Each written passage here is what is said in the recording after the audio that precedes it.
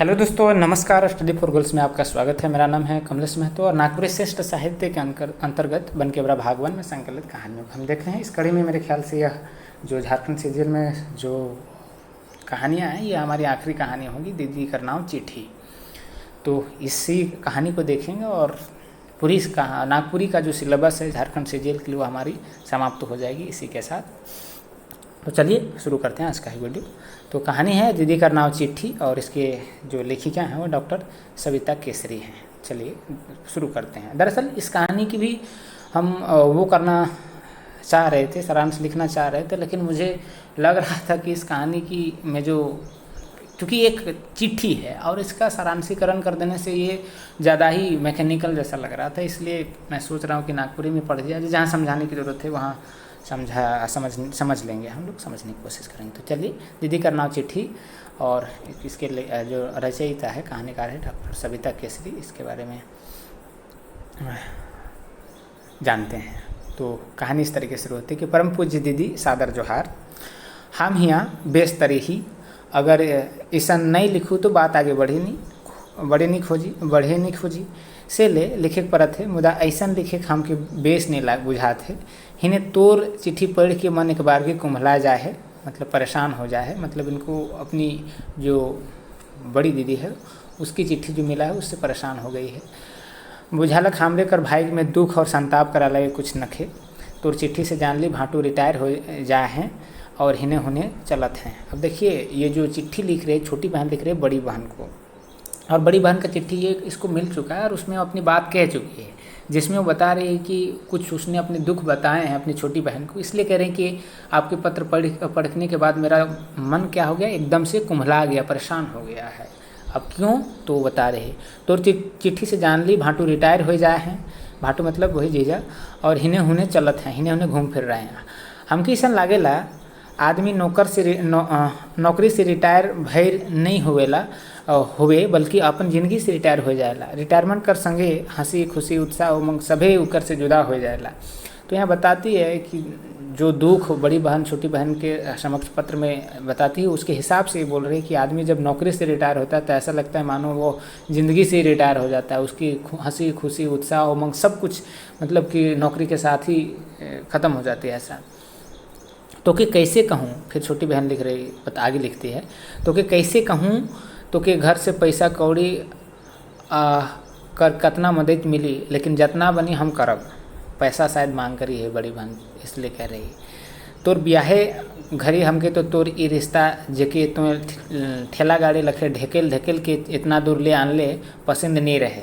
तोर ब्याह बेसी उम्र कर आदमी से होलक जेकर पहले से कैठो छवा पुता रहे हैं और सब के सब मानसिक रोगी। वो बता रहे कि तुम्हारा यही जो शादी हुआ उससे मैं नाखुश थी। तुम्हारा शादी एक ज़्यादा उम्र के व्यक्ति से हुआ जिसके कई पहले से बच्चे थे, जिसको तुम एक ठेला गाड़ी जैसे ढकेल के चला रही हो, है ना। और तुम्हारे जो पहले से बच्चे थे उन सब बहुत ठीक नहीं थे, उन सबों को भी तुमको संभालना पड़ना, इस तरीके से कह रही है। आगे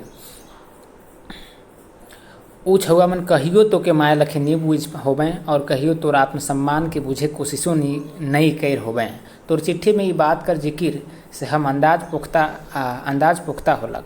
खैर उमन के लड़का है कहें बहुत ज़्यादा नहीं पढ़े पार लें। कहियो बेस आदमी का छाँह नहीं मिलक, जिंदगी कर भयंकर ताप से हिने होने हो ही चल लें और अपन के सब सभ्य और दोसर कर गरीबी कर मजाक उड़ावे वाला समाज मन के लफंगा तो बदमाश आदि का रूप में देवे से नी चुकलक।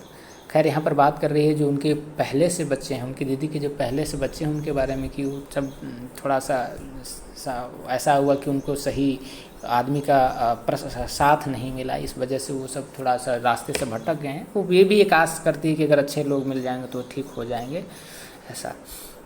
खैर कोई बात नहीं, तो कहियो अपन बट से उमन के कोनो ना कहबे, कोनो काम धाम मिल गेले साइत थीर हो जावे। अखन उमने के अपन कुछ होवे, अपन आत्मसम्मान कर बेसी चिंता है। हम तो के खाली उपदेश देवे लागली। अभी हम जब वो उसको समझाने लग जाती तो खुद ही बहुत बोल रही कि मैं तो तुम्हें एकदम से उपदेश देने लग गई। इन्हें घर में बड़की माए कर बेटी कर बियाह तय हो जाए है। अब ये अपना बता रही है कि जो बड़ी है या बड़की माँ है उसका क्या हो गया है, बेटी का विवाह तय हो गया है, लड़का बेस और बेगर तिलक ले ले बिहा करे ले तैयार हो गेलक है। ये हमारे लिए बहुत खुशी कर बात है। अब अपने घर तरफ जो हो रहा है उसके बारे में बता रहे हैं। लेकिन छोटका काका काकी कर हालत बहुते ख़राब हो जाए है।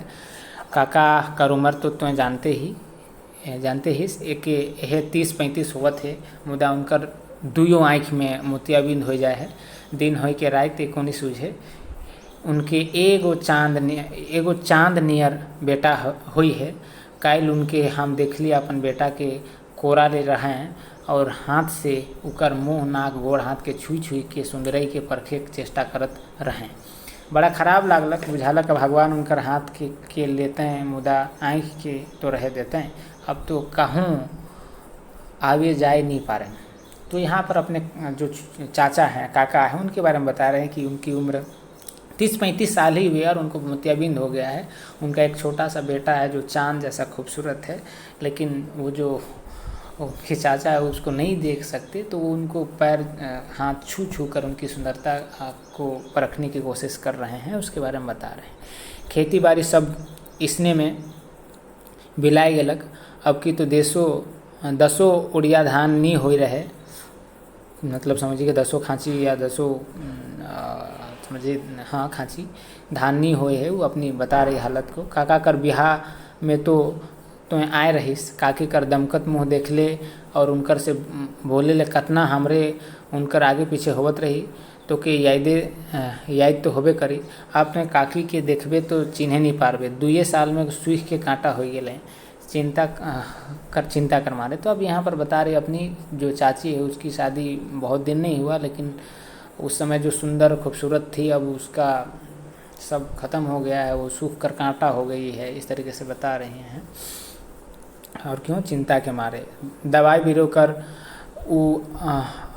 और उपाय कर ले कहत हैं, मुदा पैसा न खे। काका कर स्वभाव बहुत कड़वा हो जाए है, उनकर ठिन कोई जाए के नहीं खोजे। हिने गांव में नेत्र चिकित्सा शिविर लाग रहे हुआ काकी के लेग ली अजब आदमी और अजब मन काई कर रोग। सभे के दवाई मिलक कि नहीं सके तो नहीं जानब, लेकिन काका के दिलें और कहलें कि उनकर आँख कर एक ठो नई सूख जाए है, नस सूख जाए है, नस मतलब वही नब्स। हियाँ कर दवाई से बेस नहीं हुई, ऑपरेशन करे खोई सीतापुर लेके खोई। बड़ी उम्मीद लेके शिविर जाए रही, लेकिन कुछ नहीं होलक। काकी कहलें उनकर ठिन सोना कर एगो अंगूठी है, सेखे बेच के दवाई करब। खेतों बेच खोजत हैं, लेकिन विपैत कर बेरा में माटियों कर मोल के लेवे ले तैयार नख हैं। वो सोना कर अंगूठी के ले के घर में गुहार हैं। बड़की माई कर कहे है कि अंगूठी उनकर बड़का दामाद कर है कि जे कि नहाई के बेरा खोल के धैर्य दे रहे हैं और बाद में पाबे नहीं कर लें। बड़की माई और काकी में भारी झगड़ा होते हैं। बड़की माई अंगूठी के अपन ठिन राख ले हैं। तो हम यहाँ पर बता रहे जो चाची हैं और बड़ी माँ हैं उनके बीच का झगड़े को बता रहे, उस अंगूठी को लेकर। उससे पहले वो थोड़ा सा बताती है कि कैसे जो चाचा है उनकी इलाज के लिए वो जो नेत्र चिकित्सा शिविर लगता है वहाँ ले जाते हैं और वहाँ पर उनको दवा नहीं मिलता है और उनको सीतापुर ले जाने की सलाह दी जाती है। आगे देखिए, घर का माहौल पहले नियर अब नहीं रही जाए है। दीदी वो अपनी दीदी को बता रही कि अब पहले जैसा माहौल नहीं है, क्योंकि बड़ी माँ और काकी के बीच अक्सर झगड़े होते हैं। कोनो नखे घर में छवा मन अपन काम में दोसर ठाव चल गए। तो जानते ही इस माँ बाप से झगड़ा कर के जगत कहाँ गेलक से आज तक पता नहीं लागलक। रोजी रोटी करती हमें बाबूजी और बड़ा भी घर में नहीं रहे ना, हिने काकी घर रहे ना तो रहल नहीं रहल बराबरे। काकी और बड़ी कर झगड़ा में मन बोड़ाए जाएला। सोचत रही तो ठिन जाब, लेकिन बुझाएला तो ठिन के लिए कोनो फायदा न खे।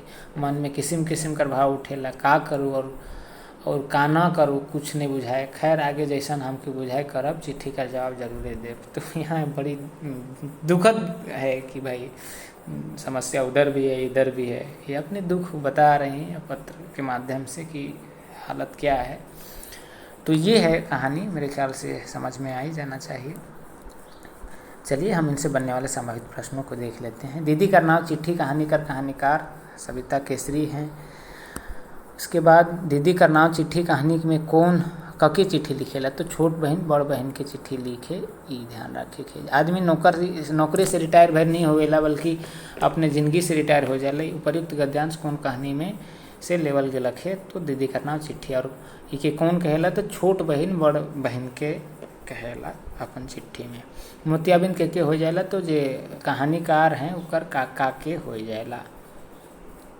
केकर बीच झगड़ा होवेला, केकर बीच झगड़ा होवेला तो बड़ माए और काकी कर बीच, मतलब कहानीकार जे बड़ माए हैं और काकी है उनकर बीच में झगड़ा होवेला। ककर आदमी नौकरी से रिटायर हो जाए है तो कहानीकार जो है उकर दीदी कर आदमी अर्थात जो उसके हस्बैंड है उनकी वो नौकरी से रिटायर हो जाते हैं। मन कर कुम्हलाए कर का अर्थ है मतलब मन का कुम्हलाना का क्या मतलब, कुम्हलाना मतलब परेशान होना, चिंतित होना, निराश होना, इस तरीके से। तो ये थी आज की अंतिम कहानी और मेरे ख्याल से झारखंड सीजीएल की पूरी जो सिलेबस है अब इसी के साथ समाप्त हो जाती है। तो चलिए अभी all the best for your examination ahead. बाकी नागपुरी की बेहतरीन तैयारी के साथ हमारे साथ आप जुड़े रहें। स्टडी फॉर गोल्स ऐप को डाउनलोड करें और वहाँ पर नागपुरी की जो कंटेंट है उसका फ़ायदा उठाएं। बहुत बहुत धन्यवाद जोहार वीडियो देखने के लिए।